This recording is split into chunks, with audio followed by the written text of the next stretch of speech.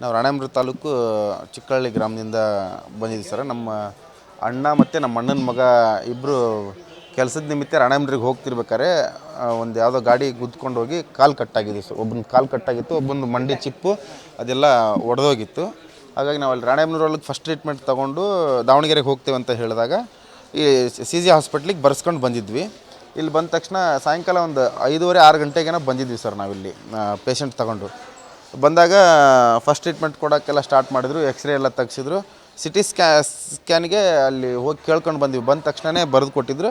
ಅವರು 7 ಗಂಟೆಗೆ ಬಾ, 8 ಗಂಟೆಗೆ ಬಾ, 10 ಗಂಟೆಗೆ ಬಾ ಅಂತ. 10:15ಗೆ ಫೈನಲ್ಲಾಗಿ ಸಿಟಿ ಸ್ಕ್ಯಾನ್ ಬಂತು.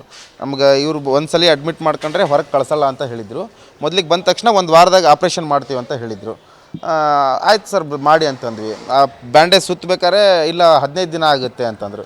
ತೊಂದರೆ ಇಲ್ಲ ಸರ್, ಅವ್ರಿಗೆ ಹತ್ರ ₹1 ದುಡ್ಡಿಲ್ಲ, ಬಡವರಿದ್ದಾರೆ, ನೀವು 15 ದಿನ ಅಲ್ಲ 1 ತಿಂಗಳು ಇಟ್ಕೊಂಡು ಮಾಡಿದ್ರು ಏನು ತೊಂದರೆ ಇಲ್ಲ ಅಂತ ನಾವು ಹೇಳಿದ್ವಿ.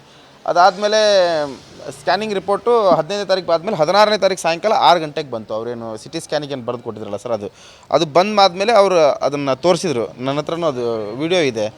ಅದನ್ನು ನೋಡಿದ ಮೇಲೆ ಅವ್ರು ಏನಂದ್ರು, ಅಲ್ಲಿ ಏನು ವಾರ್ಡಲ್ಲಿ ಶಿಫ್ಟ್ ಮಾಡಿದ್ರು. ವಾರ್ಡಿಗೆ ಬರ್ತಕ್ಕಂಥ ಡಾಕ್ಟ್ರುಗಳು ಏನಂದ್ರು ನಮಗೆ, ನೋಡಪ್ಪ ಅವರಿಗೆ ಭಾಳ ಎಲ್ಲ ರಕ್ತಸ್ತಾವರ ಆಗೋ ಬೋನ್ಗಳೆಲ್ಲ, ಆಮೇಲೆ ಕೀಲು ಮೂಳೆ ಚಿಪ್ಪು ಎಲ್ಲ ಮುರಿದೋಗ್ಬಿಟ್ಟಿದೆ, ಇದನ್ನು ಭಾಳ ಅರ್ಜೆಂಟ್ ಸರ್ಜರಿ ಮಾಡಬೇಕು.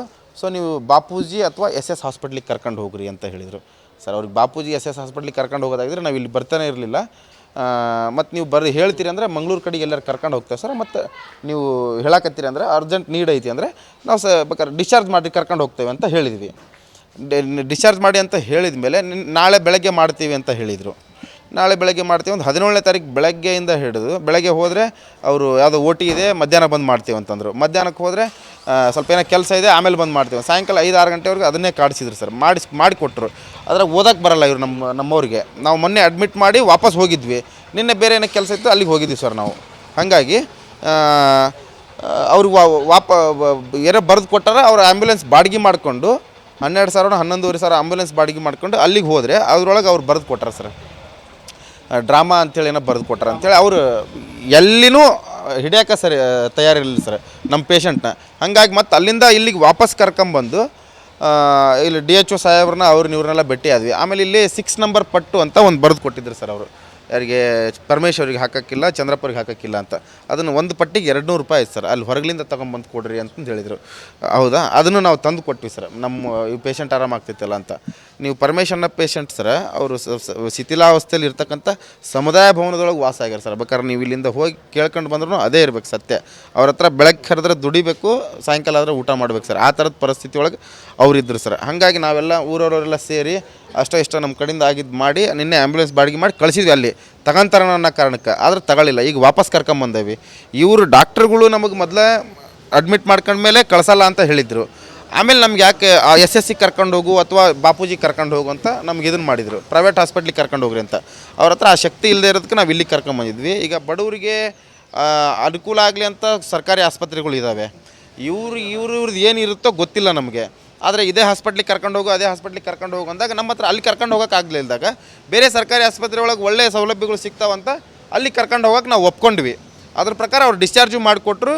ಆದರೆ ಡಿಸ್ಚಾರ್ಜಲ್ಲಿ ಅವರು ನಮ್ಮ ಹತ್ರ ಸರ್ಜನ್ ಇಲ್ಲ, ನಾವು ಆಪ್ರೇಷನ್ ಮಾಡ್ತೀವಿ ಅಂದ್ರೂ ಇವರು ಡ್ರಾಮಾ ಮಾಡಿ ಕರ್ಕೊಂಡು ಹೋಗ್ತಾರ ಅಂತ ಬರೆದು ಕೊಡ್ತಾರಂದ್ರೆ ಈ ಬಡವ್ರ ಮೇಲೆ ಎಷ್ಟು ದೌರ್ಜನ್ಯ ಮಾಡಕತ್ತಾರೆ ಇವರು.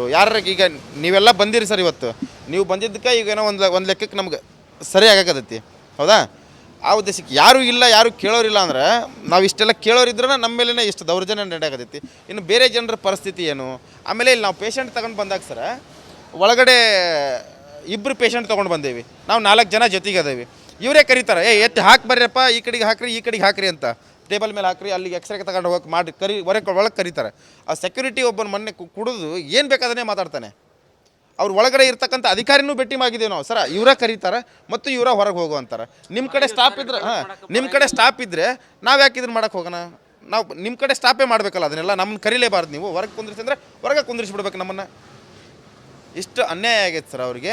ಅದಕ್ಕೆ ಅವರಿಗೆ ಸರ್ಜರಿ ನೀಡು ಅವ್ರ ಬಾಯಿಂದ ಐತಿ ಅಂತಂದು ಹೇಳಿದ ಮೇಲೆ ನಾವು ಡಿಸ್ಚಾರ್ಜ್ ಮಾಡಿ ಅಂತ ಹೇಳಿರೋದು ಸತ್ಯ. ಅದನ್ನು ಅವರು ಡಾಕ್ಟ್ರು ಒಪ್ಕೊಂಡ್ರು ಸರ್ ನಿಮ್ಮ ಮುಂದೆನೇ. ಸೊ ಅದು ನೀವು ಬಂದಿರೋದ್ರಿಂದ ನಮ್ಗೆ ಭಾಳ ಅನುಕೂಲ. ಬೇರೆ ಥರ ಬರ್ದು ಅವರು ಬಾಪೂಜಿ ಅಥವಾ SSC ಕರ್ಕೊಂಡು ಹೋಗ್ರಿ ಅಂದ್ರೆ ಸರ್, ಅಲ್ಲಿ ನಮ್ಮ ಕಡೆಗೆ ದುಡ್ಡಿಲ್ಲ, ನಾವು ಅಲ್ಲಿ ಕರ್ಕೊಂಡು ಹೋಗಲ್ಲ ಅಂತ ಹೇಳಿದ ಮೇಲೆ ಅವರು ನಮ್ಗೆ ಡಿಸ್ಚಾರ್ಜ್ ಕಾರ್ಡ್ ಒಳಗೆ ಡಾಮಾ ಅಂತ ಬರೆದು ಕೊಟ್ಟಾರೆ ಸರ್. ಆ ಉದ್ದೇಶಕ್ಕೆ ನಾವು ಮಂಗಳೂರಿಗೆ ಹೋಗಿ ಪೇಷಂಟ್ ಮತ್ತೆ ವಾಪಸ್ ಇಲ್ಲಿಗೆ ಕರ್ಕೊಂಡು ಬಂದಿದ್ದೀವಿ. ನೀವು ಇವತ್ತು ನಿಮ್ಮ ಹೆಲ್ಪಿಂದ ನಮ್ಗೆ ಅವ್ರು ಅಡ್ಮಿಟ್ ಮಾಡ್ಕೊತೀವಿ, ಸರ್ಜರಿ ಮಾಡ್ತೀವಿ ಅಂತ ಹೇಳ್ತಿದ್ದಾರೆ. ಮೊದಲಿಗೆ ಬಂದಾಗ 1 ವಾರ ಅಂತ ಹೇಳಿದರು, 15 ದಿನ ಆದರೆ ನಾವು ಎಲ್ಲದಕ್ಕೂ ಒಪ್ಕೊಂಡೇ ಅಡ್ಮಿಟ್ ಮಾಡಿದ್ದೀವಿ. ಅದೇ ಮಾಡಿ ಇದಕ್ಕೆ ನೀವು ಬಂದು ಏನು ನಿಮ್ಮ ಕಡೆಯಿಂದ ಏನು ಹೆಲ್ಪ್ ಆಗುತ್ತೋ ಅದನ್ನು ಮಾಡಿದ್ದೀರಾ. ಇನ್ನೂ ಹೆಚ್ಚಿಂದು ಬೇರೆಯವ್ರಿಗೆ ಯಾರಿಗೂ ಈ ಥರದ ಪರಿಸ್ಥಿತಿ ಆಗಬಾರ್ದು ಅನ್ನೋ ನಮ್ಮದು ಒಂದು ಉದ್ದೇಶ. ಒಬ್ಬ ಸಾಮಾಜಿಕ ಕಾರ್ಯಕರ್ತನಾಗಿ ನನ್ನ ಉದ್ದೇಶ ಇದು. ನೀವು ದಯಮಾಡಿ ಈ ಅವಾಗವಾಗ ಈ ಆಸ್ಪತ್ರೆಗಳಿಗೆ ಬರ್ತಾ ಹೋಗ್ತಾ ಇರಬೇಕು. ಜನರಿಗೆ ಅನುಕೂಲ ಆಗತಕ್ಕಂಥ ಕೆಲಸಗಳನ್ನ ನೀವೇ ಮಾಡೋಕ್ಕೆ ಸಾಧ್ಯ. ನೀವು ದಯಮಾಡಿ ಮಾಡಬೇಕು ಅಂತೇಳಿ ನಾನು ನಿಮ್ಮಲ್ಲಿ ಕೇಳ್ಕೊತೀನಿ ಸರ್. ನನ್ನ ಹೆಸರು ಸಂತೋಷ್ ಲಮಾಣಿ ಅಂತ ಸರ್. ನಾನು ನ್ಯೂಸ್ ಫಸ್ಟ್ ನಿರ್ಭೀತಿಯಿಂದ ನಿಮ್ಮ ಪರವಾಗಿ.